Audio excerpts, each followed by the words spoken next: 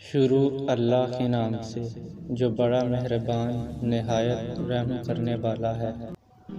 ہر لکھی ہوئی بات کو ہر پڑھنے والا نہیں سمجھ سکتا، کیونکہ لکھنے والا احساس لکھتا ہے اور پڑھنے والا صرف الفاظ پڑھتا ہے۔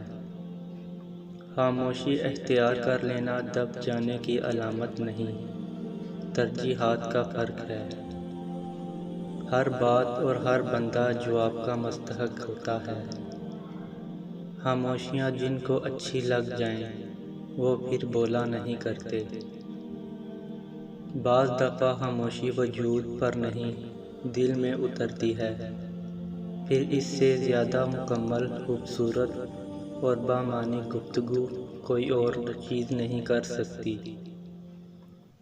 جب اندر تک گہری خاموشی اچھائی ہو تو باہدہ خاموشی کے سوا ہر آواز تکلیف دیتی ہے۔ جو انسان جتنا خاموش رہتا ہے وہ اپنی عزت کو اتنا محفوظ رکھتا ہے۔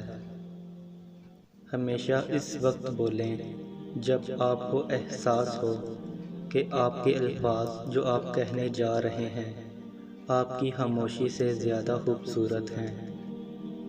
کبھی بھی الفاظ سے بھی کہیں زیادہ دوسرے بندے کی خاموشی تکلیف دیتی ہے۔ ان کی خاموشی سے ڈرو جن کا آپ نے دل دکھایا ہے، کیونکہ اگر انہوں نے کچھ کہا نہیں یا کیا نہیں تو بدلے میں اللہ ضرور کرے گا۔